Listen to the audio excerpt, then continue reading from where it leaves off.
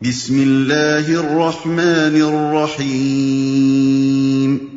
اللہ کے نام سے جو رحمان اور رحیم ہے۔ قد خسر الذین کذبوا بلقاء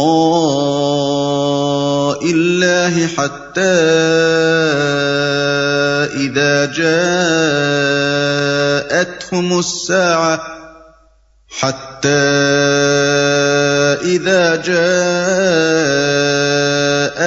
الساعة بغتة قالوا يا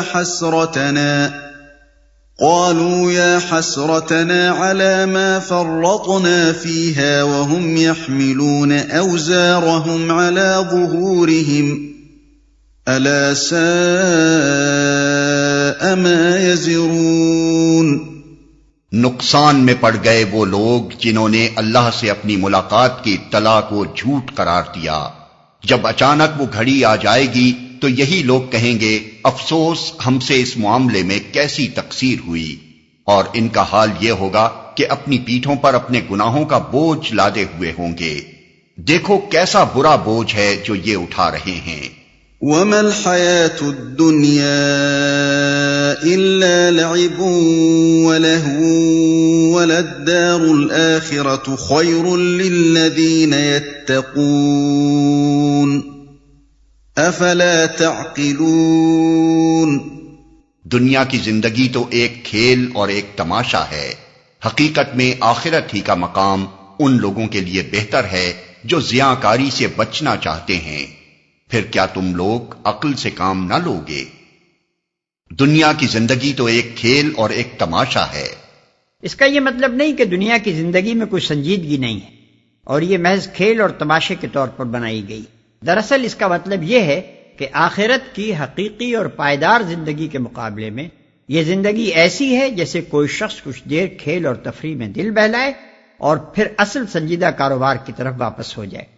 نیز اسے کھیل اور تماشے سے تشبیہ اس لیے بھی دی گئی ہے کہ یہاں حقیقت کے مخفی ہونے کی وجہ سے بے بصیرت اور ظاہر پرست انسانوں کے لیے غلط فہمیوں میں مبتلا ہونے کے بہت سے اسباب موجود ہیں، اور ان غلط فہمیوں میں پھنس کر لوگ حقیقت نفس الامری کے خلاف ایسے عجیب طرز عمل اختیار کرتے ہیں جن کی بدولت ان کی زندگی محض ایک کھیل اور تماشا بن کر رہ جاتی ہے۔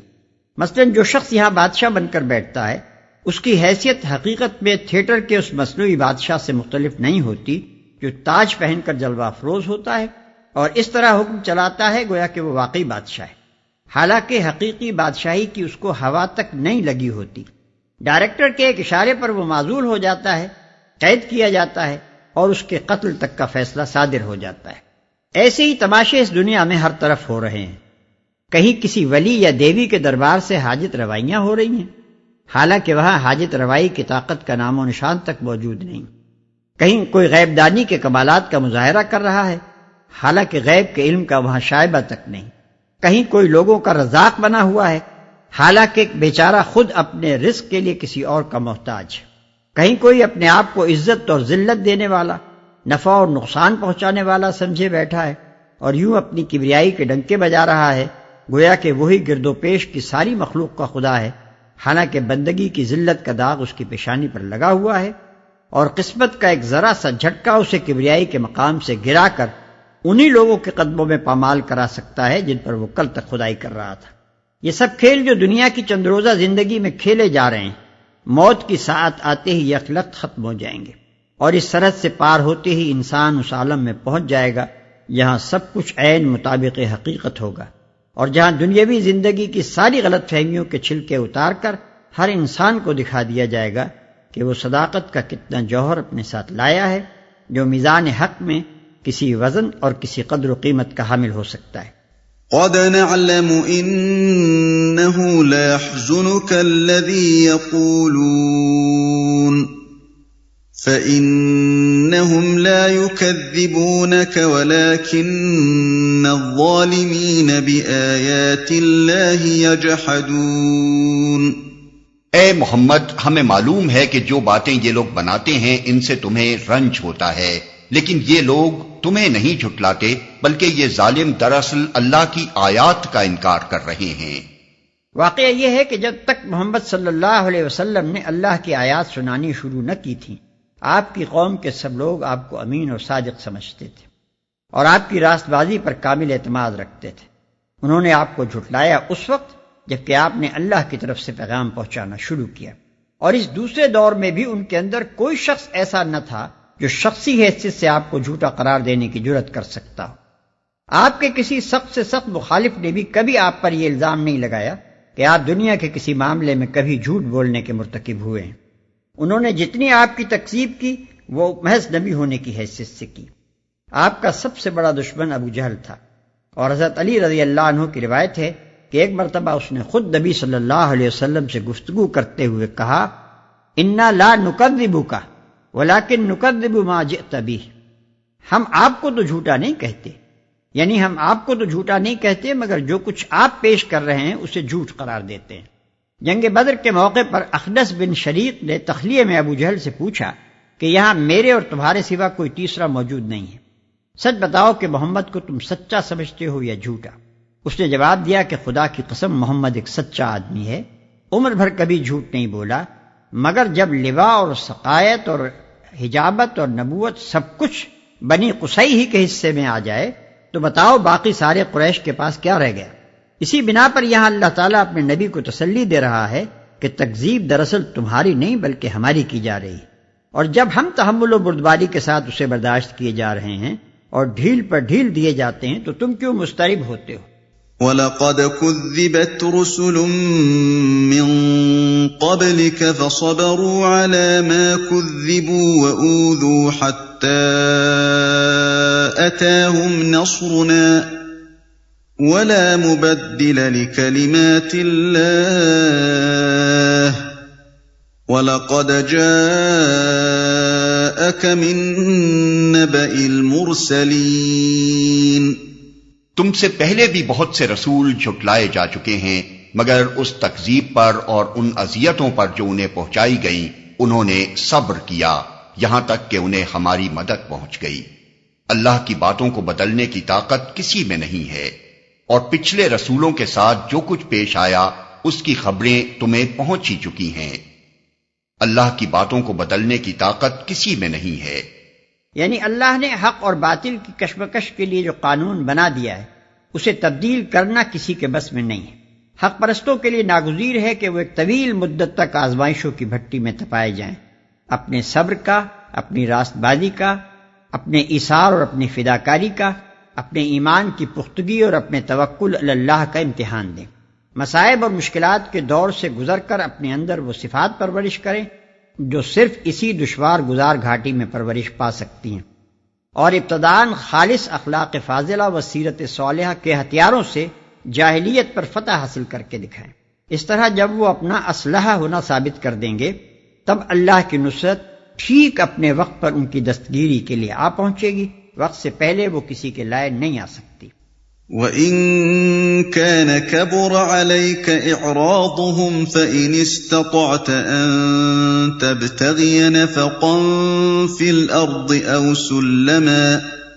أَوْ سُلَّمًا فِي السَّمَاءِ فَتَأْتِيَهُم بِآيَةٍ وَلَوْ شَاءَ اللَّهُ لَجَمَعَهُمْ عَلَى الْهُدَى فَلَا تَكُونَنَّ مِنَ الْجَاهِلِينَ۔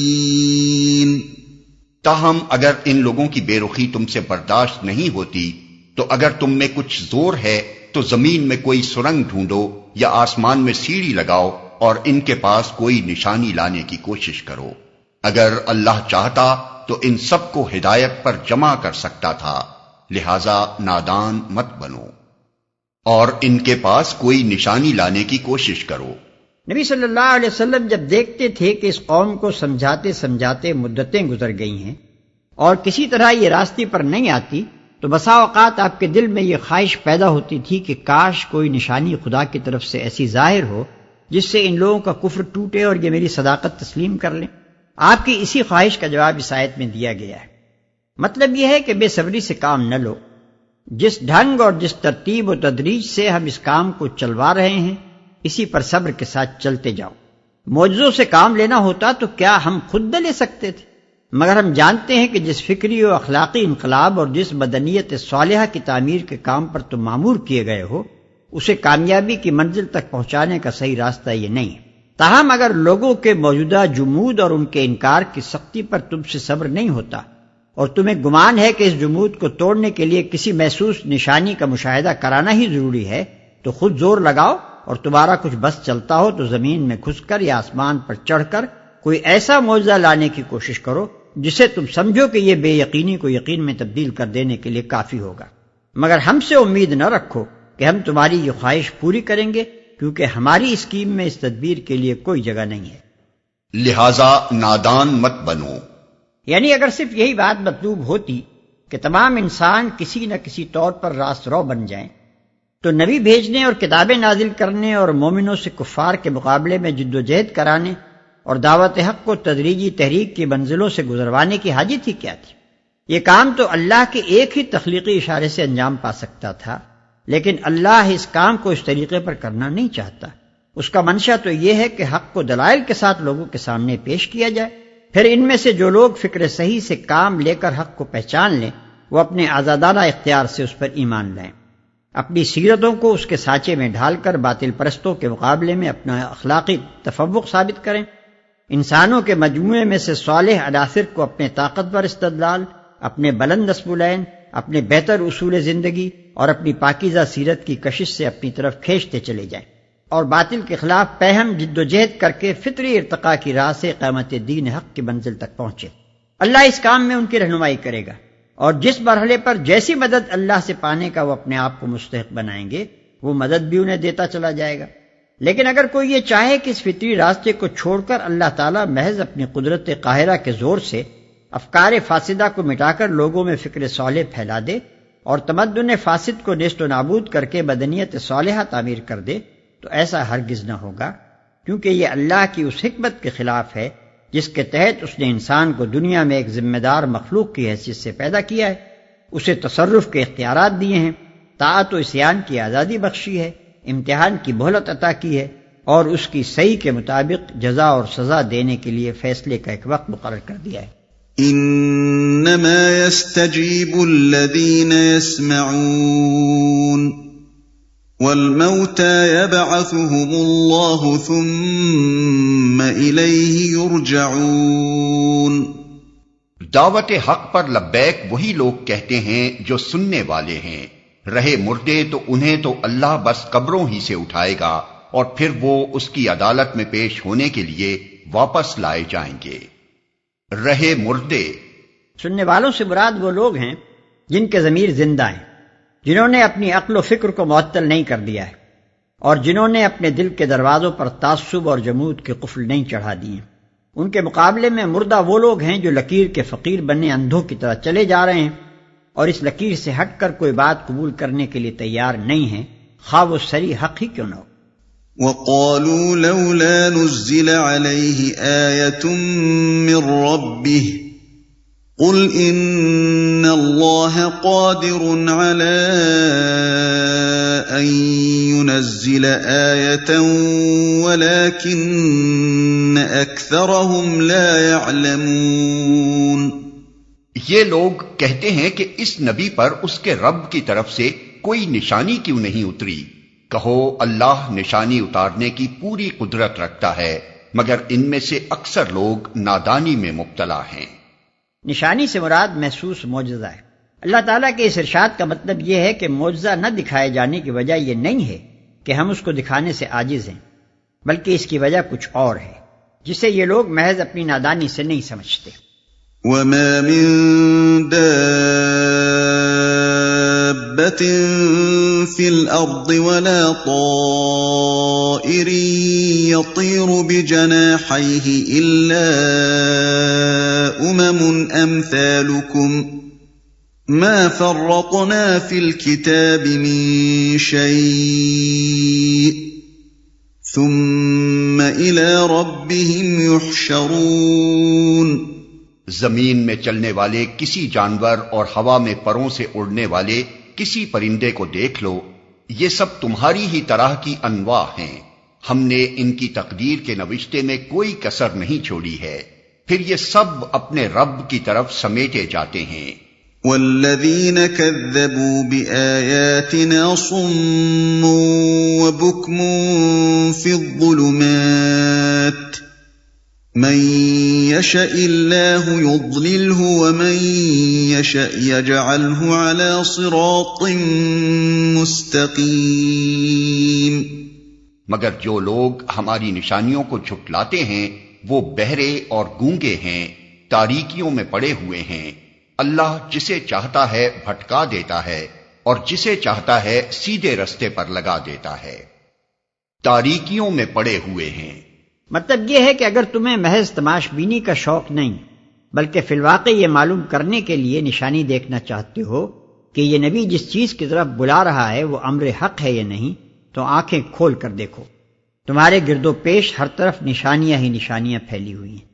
زمین کے جانوروں اور ہوا کے پرندوں کی کسی ایک نوع کو لے کر اس کی زندگی پر غور کرو، کس طرح اس کی ساکھ ٹھیک ٹھیک اس کے مناسب حال بنائی گئی ہے، کس طرح اس کی جبلت میں اس کی فطری ضرورتوں کے عین مطابق قوتیں ودیت کی گئی ہیں، کس طرح اس کی رزق رسانی کا انتظام ہو رہا ہے، کس طرح اس کی ایک تقدیر مقرر ہے جس کے حدود سے وہ نہ آگے بڑھ سکتی ہے نہ پیچھے ہٹ سکتی ہے، کس طرح ان میں سے ایک ایک جانور اور ایک ایک چھوٹے سے چھوٹے کیڑے کی اسی مقام پر جہاں وہ ہے خبرگیری، نگرانی، حفاظت اور رہنمائی کی جا رہی ہے، کس طرح اس سے ایک مقرر اسکیم کے مطابق کام لیا جا رہا ہے، کس طرح اسے ایک ضابطے کا پابند بنا کر رکھا گیا ہے، اور کس طرح اس کی پیدائش، تناسل اور موت کا سلسلہ پوری باقاعدگی کے ساتھ چل رہا ہے۔ اگر خدا کی بے شمار نشانیوں میں سے صرف اسی ایک نشانی پر غور کرو تو تمہیں معلوم ہو جائے کہ خدا کی توحید اور اس کی صفات کا جو تصور یہ پیغمبر تمہارے سامنے پیش کر رہا ہے اور اس تصور کے مطابق دنیا میں زندگی بسر کرنے کے لیے جس رویے کی طرف تمہیں دعوت دے رہا ہے وہ عین حق ہے، لیکن تم لوگ نہ خود اپنی آنکھیں کھول کر دیکھتے ہو، نہ کسی سمجھانے والے کی بات سنتے ہو، جہالت کی تاریکیوں میں پڑے ہوئے ہو اور چاہتے ہو کہ عجائب قدرت کے کرشمے دکھا کر تمہارا دل بہلایا جائے۔ اور جسے چاہتا ہے سیدھے رستے پر لگا دیتا ہے۔ خدا کا بھٹکانا یہ ہے کہ ایک جہالت پسند انسان کو آیات الہی کے مطالعے کی توفیق نہ بخشی جائے، اور ایک متعصب غیر حقیقت پسند طالب علم اگر آیات الہی کا مشاہدہ کرے بھی تو حقیقت رسی کے نشانات اس کی آنکھ سے اوجھل رہے ہیں، اور غلط فہمیوں میں الجھانے والی چیزیں اسے حق سے دور اور دور تک کھینچتی چلی جائیں۔ بخلاف اس کے اللہ کی ہدایت یہ ہے کہ ایک طالب حق کو علم کے ذرائع سے فائدہ اٹھانے کی توفیق بخشی جائے اور اللہ کی آیات میں اسے حقیقت تک پہنچنے کے نشانات ملتے چلے جائیں۔ ان تینوں کیفیتوں کی بکثرت مثالیں آئے دن ہمارے سامنے آتی رہتی ہیں۔ بکثرت انسان ایسے ہیں جن کے سامنے آفاق اور انفس میں اللہ کی بے شمار نشانیاں پھیلی ہوئی ہیں، مگر وہ جانوروں کی طرح انہیں دیکھتے ہیں اور کوئی سبق حاصل نہیں کرتے۔ اور بہت سے انسان ہیں جو حیوانیات یعنی زولوجی، نباتیات یعنی باٹنی، حیاتیات یعنی بائیولوجی، ارضیات یعنی جیولوجی، فلکیات یعنی ایسٹرونومی، عضویات یعنی فزیولوجی، علم التشریح یعنی اناٹومی اور سائنس کی دوسری شاخوں کا مطالعہ کرتے ہیں، تاریخ، آثار قدیمہ اور علوم اجتماع سوشل سائنسز کی تحقیق کرتے ہیں، اور ایسی ایسی نشانیاں ان کے مشاہدے میں آتی ہیں جو قلب کو ایمان سے لبریز کر دیں، مگر چونکہ وہ مطالعے کا آغاز ہی تعصب کے ساتھ کرتے ہیں اور ان کے پیش نظر دنیا اور اس کے فوائد و منافع کے سوا کچھ نہیں ہوتا، اس لیے اس مشاہدے کے دوران میں ان کو صداقت تک پہنچانے والی کوئی نشانی نہیں ملتی، بلکہ جو نشانی بھی سامنے آتی ہے وہ انہیں الٹی دہریت، الحاد، مادہ پرستی اور نیچریت ہی کی طرف کھینچ لے جاتی ہے۔ ان کے مقابلے میں ایسے لوگ بھی ناپید نہیں ہیں جو آنکھیں کھول کر اس کارگاہ عالم کو دیکھتے ہیں، اور ان کا حال یہ ہے کہ برگے درختان سبز در نظر ہوشیار، ہر ورق دفتریست معرفت کردگار، یعنی ایک عقل مند آدمی کی نظر میں سبز درختوں کے پتے اللہ کی معرفت کے دفتر ہیں۔ قل ارأيتكم ان اتاكم عذاب الله او اتتكم الساعة اغير الله تدعون ان كنتم صادقين۔ ان سے کہو ذرا غور کر کے بتاؤ، اگر کبھی تم پر اللہ کی طرف سے کوئی بڑی مصیبت آ جاتی ہے یا آخری گھڑی آ پہنچتی ہے تو کیا اس وقت تم اللہ کے سوا کسی اور کو پکارتے ہو؟ بولو اگر تم سچے ہو۔ بل إياه تدعون فيكشف ما تدعون إليه إن شاء وتنسون ما تشركون. اس وقت تم اللہ ہی کو پکارتے ہو، پھر اگر وہ چاہتا ہے تو اس مصیبت کو تم پر سے ٹال دیتا ہے. ایسے موقعوں پر تم اپنے ٹھہرائے ہوئے شریکوں کو بھول جاتے ہو. گزشتہ آیت میں ارشاد ہوا تھا کہ تم ایک نشانی کا مطالبہ کرتے ہو، اور حال یہ ہے کہ تمہارے گرد و پیش ہر طرف نشانیاں ہی نشانیاں پھیلی ہوئی ہیں. اس سلسلے میں پہلے مثال کے طور پر حیوانات کی زندگی کے مشاہدے کی طرف توجہ دلائی گئی. اس کے بعد اب ایک دوسری نشانی کی طرف اشارہ فرمایا جا رہا ہے جو خود منکرین حق کے اپنے نفس میں موجود. جب انسان پر کوئی بڑی آفت آ جاتی ہے یا موت اپنی بھیانک صورت کے ساتھ سامنے آ کھڑی ہوتی ہے، اس وقت ایک خدا کے دامن کے سوا کوئی دوسری پناہ گاہ اسے نظر نہیں آتی. بڑے بڑے مشرک ایسے موقع پر اپنے معبودوں کو بھول کر خدا واحد کو پکارنے لگتے ہیں. کٹے سے کٹا دہریہ تک خدا کے آگے دعا کے لیے ہاتھ پھیلا دیتا ہے. اسی نشانی کو یہاں حق نمائی کے لیے پیش کیا جا رہا ہے، کیونکہ یہ اس بات پر دلیل ہے کہ خدا پرستی اور توحید کی شہادت ہر انسان کے نفس میں موجود ہے، جس پر غفلت و جہالت کے خواہ کتنے ہی پردے ڈال دیے گئے ہوں، مگر پھر بھی کبھی نہ کبھی وہ ابھر کر سامنے آ جاتی ہے.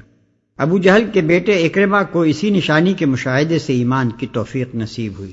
جب مکہ معظمہ نبی صلی اللہ علیہ وسلم کے ہاتھ پر فتح ہو گیا تو اکرمہ جدہ کی طرف بھاگے اور ایک کشتی پر سوار ہو کر حبش کی راہ لی.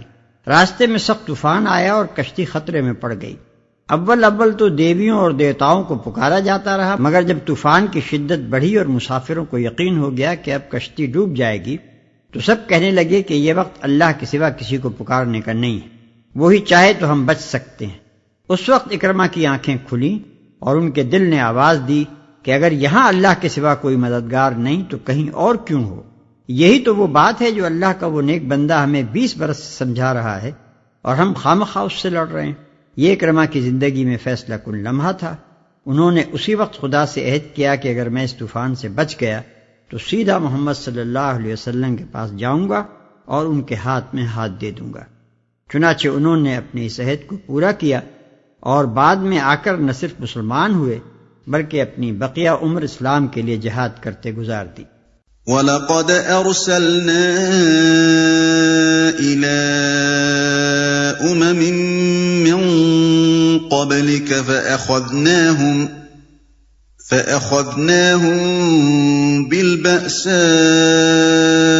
وَالضَّرَّاءِ لَعَلَّهُمْ يَتَضَرَّعُونَ. تم سے پہلے بہت سی قوموں کی طرف ہم نے رسول بھیجے اور ان قوموں کو مصائب و آلام میں مبتلا کیا تاکہ وہ عاجزی کے ساتھ ہمارے سامنے جھک جائیں. فلولا اذ جاءهم بأسنا تضرعوا ولكن قست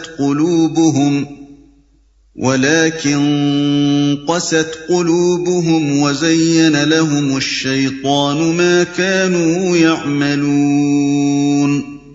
پس جب ہماری طرف سے ان پر سختی آئی تو کیوں نہ انہوں نے عاجزی اختیار کی، مگر ان کے دل تو اور سخت ہو گئے اور شیطان نے ان کو اطمینان دلایا کہ جو کچھ تم کر رہے ہو خوب کر رہے ہو. فَلَمَّا نَسُوا مَا ذُكِّرُوا بِهِ فَتَحْنَا عَلَيْهِمْ أَبْوَابَ كُلِّ شَيْءٍ حَتَّى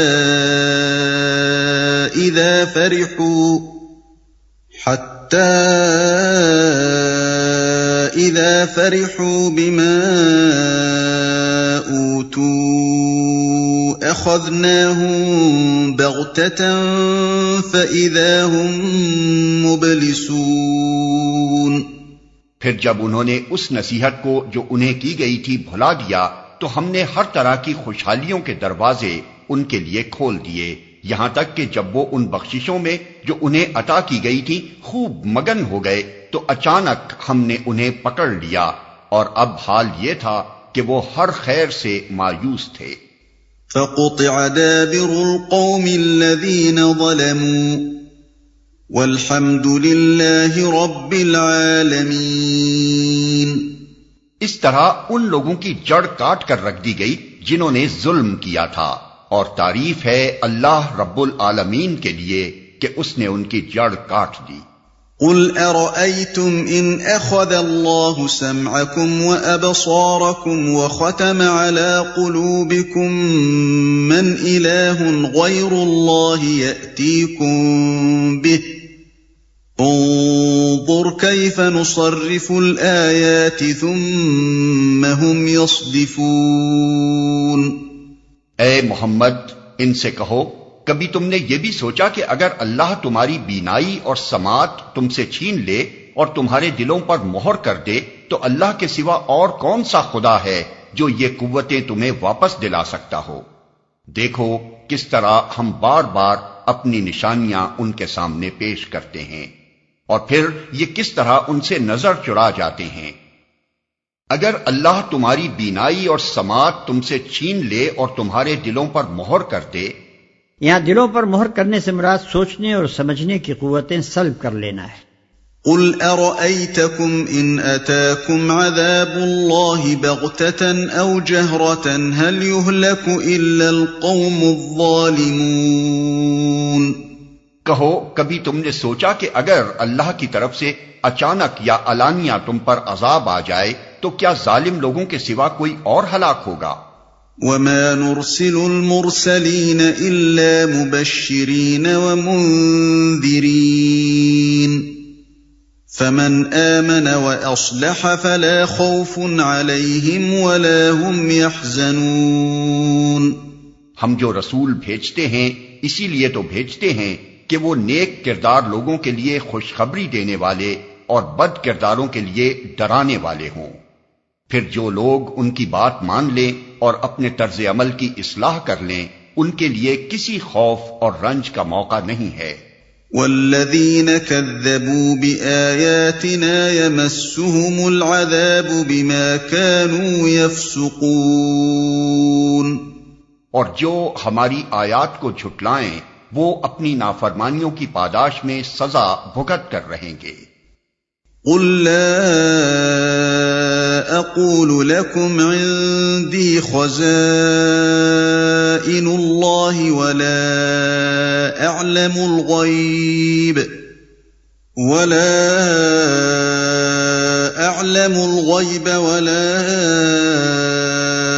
اقول لكم اني ملك ان اتبع الا ما يوحى الي قل هل يستوي الأعمى والبصير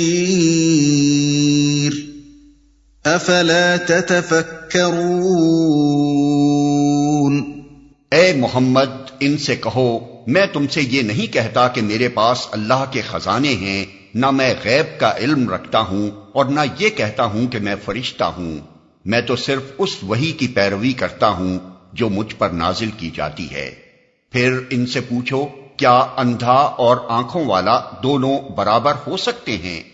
کیا تم غور نہیں کرتے؟ اس وحی کی پیروی کرتا ہوں جو مجھ پر نازل کی جاتی ہے۔ نادان لوگوں کے ذہن میں ہمیشہ سے یہ احمقانہ تصور رہا ہے کہ جو شخص خدا رسیدہ ہو اسے انسانیت سے ماورا ہونا چاہیے، اس سے عجائب و غرائب صادر ہونے چاہیے، وہ ایک اشارہ کرے اور پہاڑ سونے کا بن جائے، وہ حکم دے اور زمین سے خزانے ابلنے لگیں، اس پر لوگوں کے اگلے پچھلے سب حالات روشن ہوں، وہ بتا دے کہ گمشدہ چیز کہاں رکھی ہے، مریض بچ جائے گا یا مر جائے گا، حاملہ کے پیٹ میں نر ہے یا مادہ، پھر اس کو انسانی کمزوریوں اور محدودیتوں سے بھی بالاتر ہونا چاہیے۔ بھلا وہ بھی کوئی خدا رسیدہ ہوا جسے بھوک اور پیاس لگے، جس کو نیند آئے، جو بیوی بچے رکھتا ہو، جو اپنی ضرورتیں پوری کرنے کے لیے خرید و فروخت کرتا پھرے، جسے کبھی قرض لینے کی ضرورت پیش آئے اور کبھی وہ مفلسی و تنگ دستی میں مبتلا ہو کر پریشان حال رہے۔ اسی قسم کے تصورات نبی صلی اللہ علیہ وسلم کے معاصرین کی ذہنیت پر مسلط تھے۔ وہ جب آپ سے پیغمبری کا دعویٰ سنتے تھے تو آپ کی صداقت جانچنے کے لیے آپ سے غیب کی خبریں پوچھتے تھے، خارق عادت کا مطالبہ کرتے تھے، اور آپ کو بالکل عام انسانوں جیسا ایک انسان دیکھ کر اعتراض کرتے تھے کہ یہ اچھا پیغمبر ہے جو کھاتا پیتا ہے، بیوی بچے رکھتا ہے اور بازاروں میں چلتا پھرتا ہے۔ انہی باتوں کا جواب اس آیت میں دیا گیا ہے۔ کیا اندھا اور آنکھوں والا دونوں برابر ہو سکتے ہیں؟ مطلب یہ ہے کہ میں جن حقیقتوں کو تمہارے سامنے پیش کر رہا ہوں ان کا میں نے مشاہدہ کیا ہے، وہ براہ راست میرے تجربے میں آئی ہیں مجھے وحی کے ذریعے سے ان کا ٹھیک ٹھیک علم دیا گیا ہے۔ ان کے بارے میں میری شہادت آنکھوں دیکھی شہادت ہے، بخلاف اس کے تم ان حقیقتوں کی طرف سے اندھے ہو۔ تم ان کے بارے میں جو خیالات رکھتے ہو یا تو قیاس و گمان پر مبنی ہیں یا محض اندھی تقلید پر، لہذا میرے اور تمہارے درمیان بینا اور نابینا کا سا فرق ہے، اور اسی اعتبار سے مجھے تم پر فوقیت حاصل ہے، نہ اس اعتبار سے کہ میرے پاس خدائی کے خزانے ہیں یا میں عالم الغیب ہوں یا انسانی کمزوریوں سے مبرہ ہوں۔ وَأَنذِرْ بِهِ الَّذِينَ يَخَافُونَ أَن يُحْشَرُوا إِلَى رَبِّهِمْ لَيْسَ لَهُم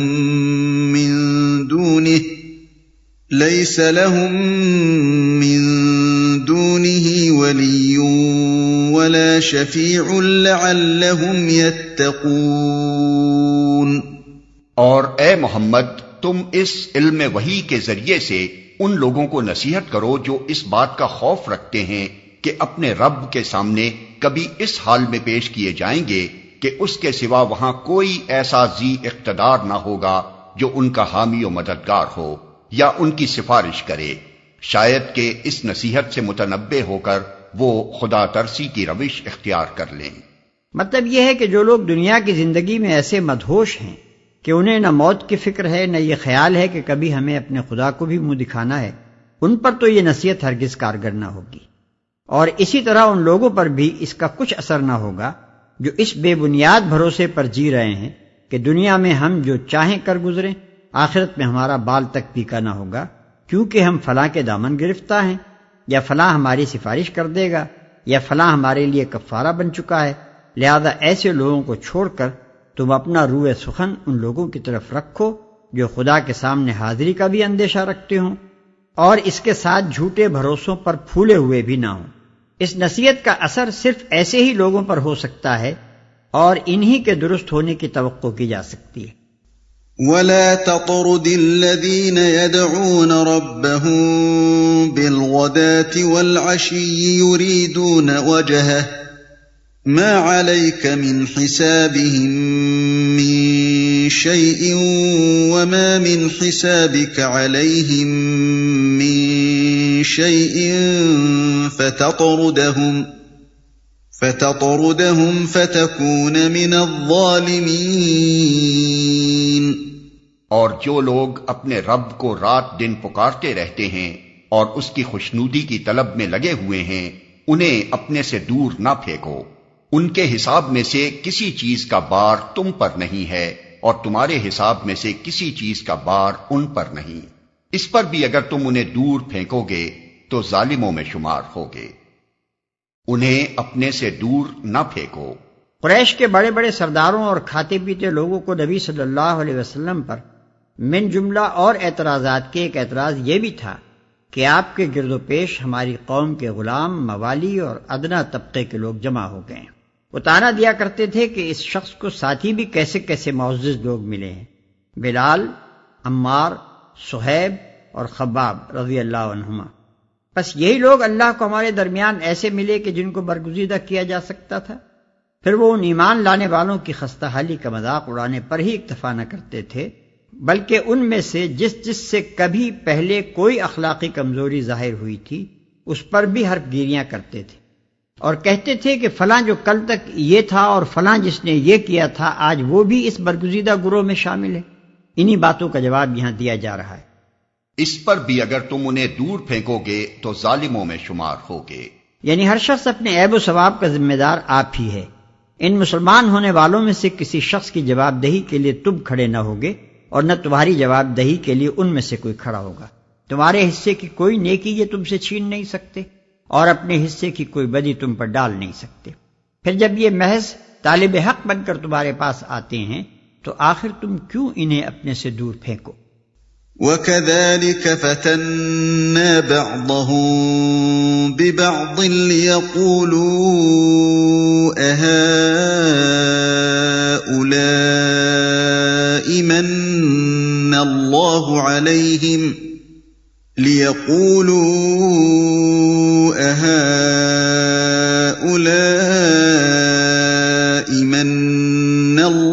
عَلَيْهِم مِّن بَيْنِنَا أَلَيْسَ اللَّهُ بِأَعْلَمَ بِالشَّاكِرِينَ۔ دراصل ہم نے اس طرح ان لوگوں میں سے بعض کو بعض کے ذریعے سے آزمائش میں ڈالا ہے تاکہ وہ انہیں دیکھ کر کہیں کیا یہ ہیں وہ لوگ جن پر ہمارے درمیان اللہ کا فضل و کرم ہوا ہے؟ ہاں، کیا خدا اپنے شکر گزار بندوں کو ان سے زیادہ نہیں جانتا ہے؟ ان لوگوں میں سے بعض کو بعض کے ذریعے سے آزمائش میں ڈالا ہے، یعنی غریبوں اور مفلسوں اور ایسے لوگوں کو جو سوسائٹی میں ادنا حیثیت رکھتے ہیں سب سے پہلے ایمان کی توفیق دے کر ہم نے دولت اور عزت کا گھمنڈ رکھنے والے لوگوں کو آزمائش میں ڈال دیا ہے۔ وَإِذَا جَاءَكَ الَّذِينَ يُؤْمِنُونَ بِآيَاتِنَا فَقُلْ سَلَامٌ عَلَيْكُمْ كَتَبَ رَبُّكُمْ عَلَى نَفْسِهِ الرَّحْمَةَ أَنَّهُ مَنْ عَمِلَ مِنكُمْ سُوءًا بِجَهَالَةٍ ثم تاب من بعده وأصلح فأنه غفور رحيم۔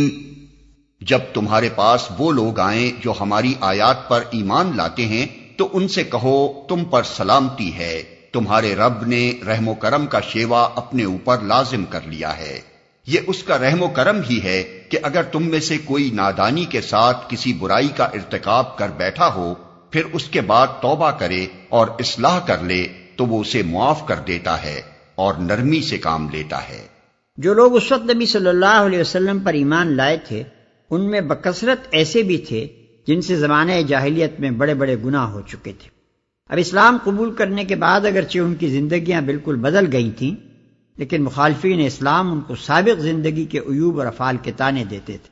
اس پر فرمایا جا رہا ہے کہ اہل ایمان کو تسلی دو، انہیں بتاؤ کہ جو شخص توبہ کر کے اپنی اصلاح کر لیتا ہے اس کے پچھلے قصوروں پر گرفت کرنے کا طریقہ اللہ کے ہاں نہیں ہے۔ وَكَذَلِكَ نُفَصِّلُ الْآيَاتِ وَلِتَسْتَبِينَ سَبِيلُ الْمُجْرِمِينَ۔ اور اس طرح ہم اپنی نشانیاں کھول کھول کر پیش کرتے ہیں تاکہ مجرموں کی راہ بالکل نمایاں ہو جائے۔ اس طرح کا اشارہ اس پورے سلسلہ تقریر کی طرف ہے جو چوتھے رکوع کی اس آیت سے شروع ہوا تھا۔ یہ لوگ کہتے ہیں کہ اس پر کوئی نشانی کیوں نہیں اتری؟ مطلب یہ ہے کہ ایسی صاف اور صریح دلیلوں اور نشانیوں کے بعد بھی جو لوگ اپنے کفر و انکار پر اصرار ہی کیے چلے جائیں ان کا مجرم ہونا بالکل غیر مشتبہ طور پر ثابت ہوا جاتا ہے، اور یہ حقیقت بالکل آئینے کی طرح نمایاں ہوئی جاتی ہے کہ دراصل یہ لوگ ضلالت پسندی کی بنا پر یہ راہ چل رہے ہیں، نہ اس بنا پر کہ راہ حق کے دلائل واضح نہیں ہیں، یا یہ کہ کچھ دلیلیں ان کی اس گمراہی کے حق میں بھی موجود ہیں۔ قل انی نہیت ان اعبد الذین تدعون من دون اللہ قل لا اتبع اہواءکم قد ضللت اذا وما انا من المہتدین۔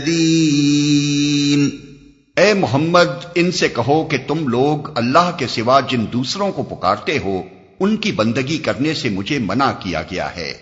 کہو میں تمہاری خواہشات کی پیروی نہیں کروں گا، اگر میں نے ایسا کیا تو گمراہ ہو گیا، راہ راست پانے والوں میں سے نہ رہا۔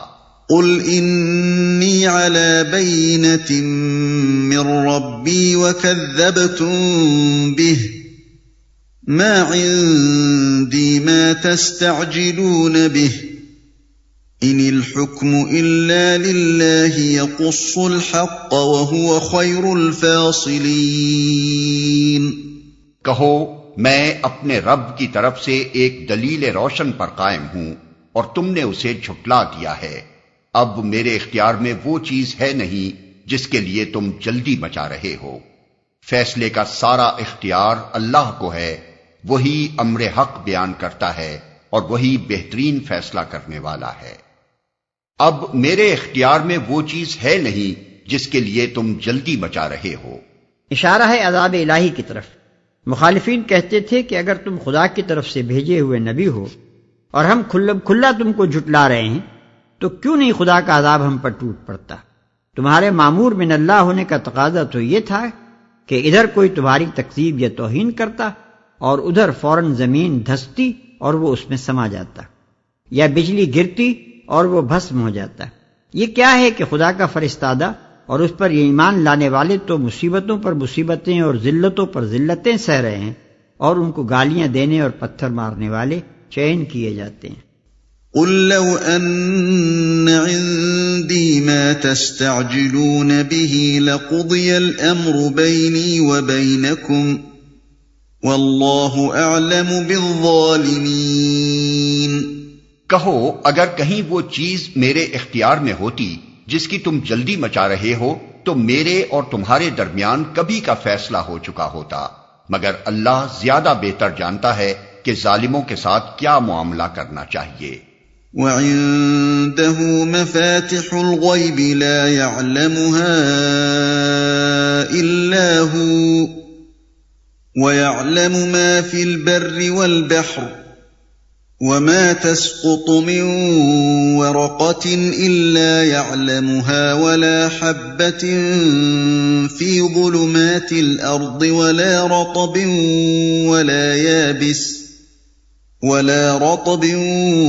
ولا يابس إلا في كتاب مبين۔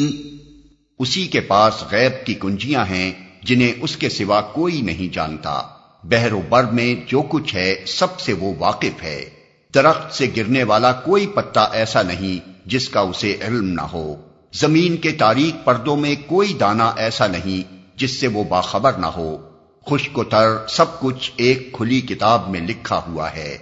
وَهُوَ الَّذِي يَتَوَفَّاكُم بِاللَّيْلِ وَيَعْلَمُ مَا جَرَحْتُم بِالنَّهَارِ ثُمَّ يَبْعَثُكُمْ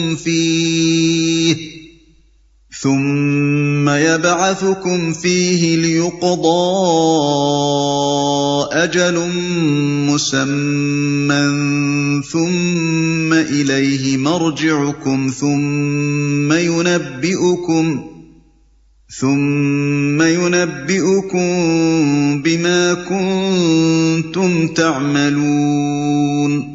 وہی ہے جو رات کو تمہاری روحیں قبض کرتا ہے اور دن کو جو کچھ تم کرتے ہو اسے جانتا ہے، پھر دوسرے روز وہ تمہیں اسی کاروبار کے عالم میں واپس بھیج دیتا ہے تاکہ زندگی کی مقرر مدت پوری ہو۔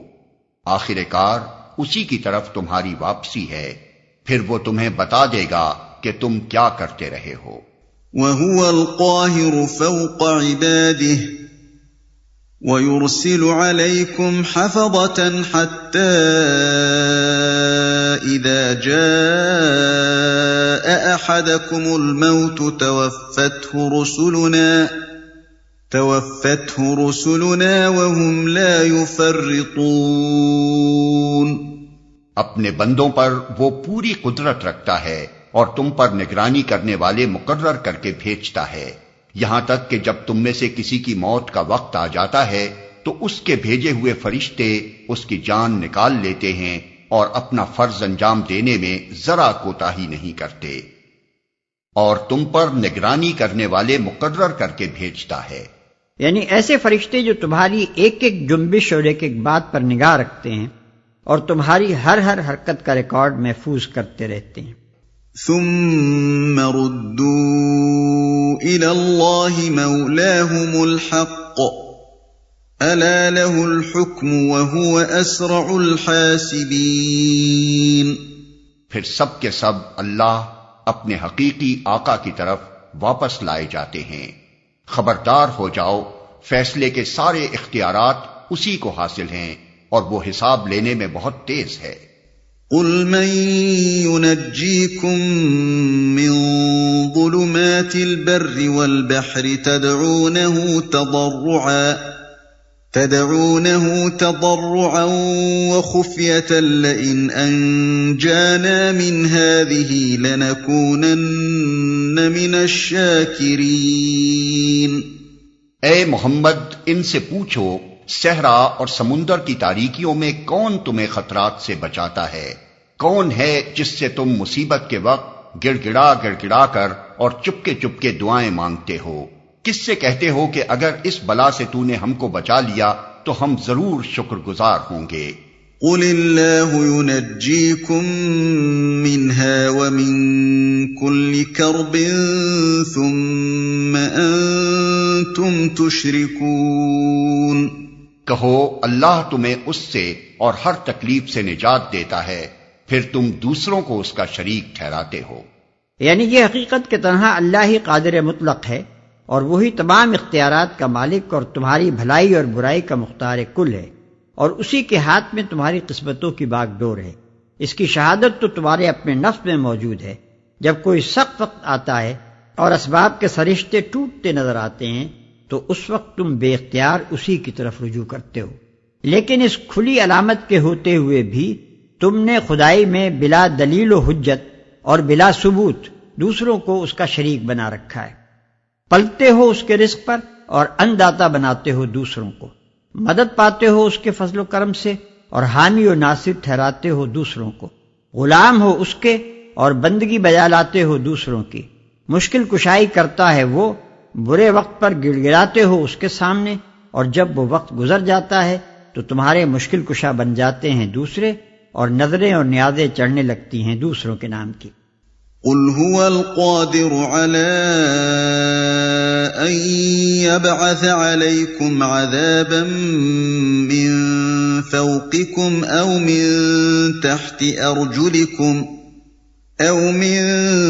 تحت أرجلكم أو يلبسكم شيعا ويذيق بعضكم بأس بعض انظر كيف نصرف الآيات لعلهم يفقهون۔ کہو وہ اس پر قادر ہے کہ تم پر کوئی عذاب اوپر سے نازل کر دے یا تمہارے قدموں کے نیچے سے برپا کر دے یا تمہیں گروہوں میں تقسیم کر کے ایک گروہ کو دوسرے گروہ کی طاقت کا مزہ چکھوا دے۔ دیکھو ہم کس طرح بار بار مختلف طریقوں سے اپنی نشانیاں ان کے سامنے پیش کر رہے ہیں، شاید کہ یہ حقیقت کو سمجھ لیں۔ جو لوگ عذاب الہی کو اپنے سے دور پا کر حق دشمنی میں جرت پر جرت دکھا رہے تھے، انہیں متنبہ کیا جا رہا ہے کہ اللہ کے عذاب کو آتے کچھ دیر نہیں لگتی۔ ہوا کا ایک طوفان تمہیں اچانک برباد کر سکتا ہے، زلزلے کا ایک جھٹکا تمہاری بستیوں کو پیوند خاک کر دینے کے لیے کافی ہے۔ قبیلوں اور قوموں اور ملکوں کی عداوتوں کے میگزین میں ایک چنگاری وہ تباہی پھیلا سکتی ہے کہ سالہ سال تک خونریزی و بدامنی سے نجات نہ ملے۔ پس اگر عذاب نہیں آ رہا ہے تو یہ تمہارے لیے غفلت و مدہوشی کی پینک نہ بن جائے کہ مطمئن ہو کر صحیح و غلط کا امتیاز کیے بغیر اندھوں کی طرح زندگی کے راستے پر چلتے رہو۔ غنیمت سمجھو کہ اللہ تمہیں مہلت دے رہا ہے اور وہ نشانیاں تمہارے سامنے پیش کر رہا ہے جن سے تم حق کو پہچان کر صحیح راستہ اختیار کر سکو۔ وَكَذَّبَ بِهِ قَوْمُكَ وَهُوَ الْحَقُّ قُل لَّسْتُ عَلَيْكُمْ بِوَكِيلٍ۔ تمہاری قوم اس کا انکار کر رہی ہے حالانکہ وہ حقیقت ہے۔ ان سے کہہ دو کہ میں تم پر حوالہ دار نہیں بنایا گیا ہوں۔ یعنی میرا یہ کام نہیں ہے کہ جو کچھ تم نہیں دیکھ رہے ہو وہ زبردستی تمہیں دکھاؤں، اور جو کچھ تم نہیں سمجھ رہے ہو وہ بزور تمہاری سمجھ میں اتار دوں، اور میرا یہ کام بھی نہیں ہے کہ اگر تم نہ دیکھو اور نہ سمجھو تو تم پر عذاب نازل کر دوں۔ میرا کام صرف حق اور باطل کو ممیز کر کے تمہارے سامنے پیش کر دینا ہے۔ اب اگر تم نہیں مانتے تو جس برے انجام سے میں تمہیں ڈراتا ہوں وہ اپنے وقت پر خود تمہارے سامنے آ جائے گا۔ لِكُلِّ نَبَإٍ مُسْتَقَرٌّ وَسَوْفَ تَعْلَمُونَ۔ ہر خبر کے ظہور میں آنے کا ایک وقت مقرر ہے، ان قریب تم کو خود انجام معلوم ہو جائے گا۔ وَإِذَا رَأَيْتَ الَّذِينَ يَخُوضُونَ فِي آيَاتِنَا فَأَعْرِضْ عَنْهُمْ حَتَّى يَخُوضُوا فِي حَدِيثٍ غَيْرِهِ وَإِمَّا يُنسِيَنَّكَ الشَّيْطَانُ فَلَا تَقْعُدْ بَعْدَ الذِّكْرَى مَعَ الْقَوْمِ الظَّالِمِينَ۔ اور اے محمد جب تم دیکھو کہ لوگ ہماری آیات پر نکتہ چینیاں کر رہے ہیں تو ان کے پاس سے ہٹ جاؤ یہاں تک کہ وہ اس گفتگو کو چھوڑ کر دوسری باتوں میں لگ جائیں، اور اگر کبھی شیطان تمہیں بھلاوے میں ڈال دے تو جس وقت تمہیں اس غلطی کا احساس ہو جائے اس کے بعد پھر ایسے ظالم لوگوں کے پاس نہ بیٹھو۔ اگر کبھی شیطان تمہیں بھلاوے میں ڈال دے یعنی اگر کسی وقت ہماری یہ ہدایت تمہیں یاد نہ رہے اور تم بھولے سے ایسے لوگوں کی صحبت میں بیٹھے رہ جاؤ. وما على الذين يتقون من حسابهم من شيء ولكن ذكرى لعلهم يتقون. ان کے حساب میں سے کسی چیز کی ذمہ داری پرہیزگار لوگوں پر نہیں ہے، البتہ نصیحت کرنا ان کا فرض ہے، شاید کہ وہ غلط روی سے بچ جائیں. مطلب یہ ہے کہ جو لوگ خدا کی نافرمانی سے خود بچ کر کام کرتے ہیں ان پر نافرمانوں کے کسی عمل کی ذمہ داری نہیں ہے. پھر وہ کیوں خامخواہ اس بات کو اپنے اوپر فرض کر لیں کہ ان نافرمانوں سے بحث و مناظرہ کر کے ضرور انہیں قائل کر کے ہی چھوڑیں گے، اور ان کے ہر لغو و محمل اعتراض کا جواب ضرور ہی دیں گے، اور اگر وہ نہ مانتے ہوں تو کسی نہ کسی طرح منوا کر ہی رہیں گے. ان کا فرض بس اتنا ہے کہ جنہیں گمراہی میں بھٹکتے دیکھ رہے ہوں انہیں نصیحت کریں اور حق بات ان کے سامنے پیش کر دیں. پھر اگر وہ نہ مانیں اور جھگڑے اور بحث اور حجت بازیوں پر اتر آئیں تو اہل حق کا یہ کام نہیں ہے کہ ان کے ساتھ دماغی کشتیاں لڑنے میں اپنا وقت اور اپنی قوتیں ضائع کرتے پھریں. ضلالت پسند لوگوں کے بجائے انہیں اپنے وقت اور اپنی قوتوں کو ان لوگوں کی تعلیم و تربیت اور اصلاح و تلقین پر صرف کرنا چاہیے جو خود طالب حق ہوں. وَذَرِ الَّذِينَ اتَّخَذُوا دِينَهُمْ لَعِبًا وَلَهْوًا وَغَرَّتْهُمُ الْحَيَاةُ الدُّنْيَا وَذَكِّرْ بِهِ أَن تُبْسَلَ نَفْسٌ بِمَا كَسَبَتْ لَيْسَ لَهَا مِن دُونِ